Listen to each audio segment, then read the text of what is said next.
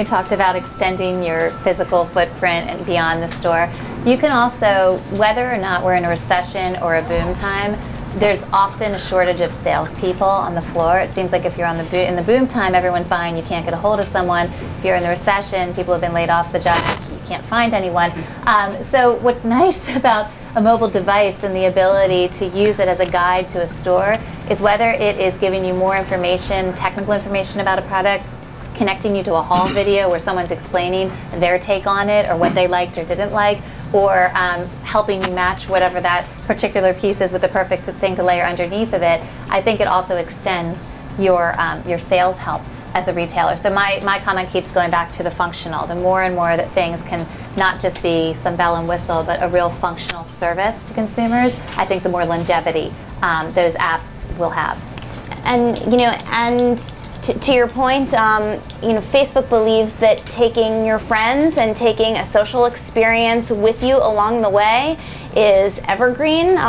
Whether a big deal and we can continue to be bombarded with too much information, whether that will live 3 or 4 years from now, I'd be lying if I said that I knew. But to bring your friends with you into a social experience, and Levi's has actually done an excellent job of this, is seeing what are the specific products that your friends are buying. That has legs. Discounts are, I think, relevant, especially if they're mobile. I think, for me, at least personally, I think it's less tacky, whatever the word is, than carrying coupons around. If you have your phone and you're actually checking in, it's just kind of a cool process, and I don't think that goes away. I think it's a little bit more discreet. You have to build and, as I was saying, kind of lead the consumers, teach them about this and the values of why it's useful to do this stuff. But I also, when I teach my social media classes, I say we're in 1996 with the web, meaning there's so much stuff still to come. So look at Apple's a great story about this, right? Apple was always 5%. And we know a lot of people in our lives who would say 5%, it's not worth it. And now Apple is not at 50%, nowhere near it, but in certain groups it is at 50%. So that's an example of how you build a community, you get great fans and you get them to use it, and then it's a business in itself.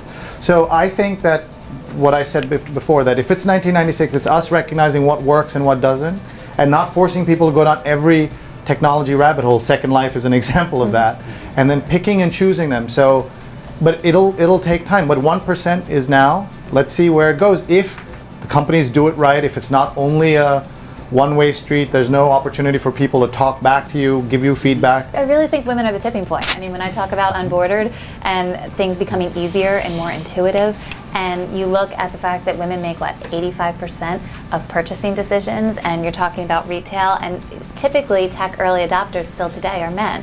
And once you get past that threshold of making it more intuitive, making it a little bit simpler, not physically asking someone to check in, but the idea of passively being able to check in where you're getting the benefits, and women really take this, I think that that's where you're going to see things take off. So again, self-serving comment, but I think it's absolutely true. I do believe that women are really an effective tipping point when it comes to retail. I think the services are already there, one, and I think to add to that, I think that we need the Genius Bar in a store. I mean, you need to pull the older generations in. You kind of need a station that says, hey, you want to know how to do this, like literally some people to help people who are a little intimidated, as easy or hard as it may be, to just show them what they can do and the benefits of it. So I do think that if a company is going to put some sort of mobile check-in strategy in place, they might want to have the people there to help.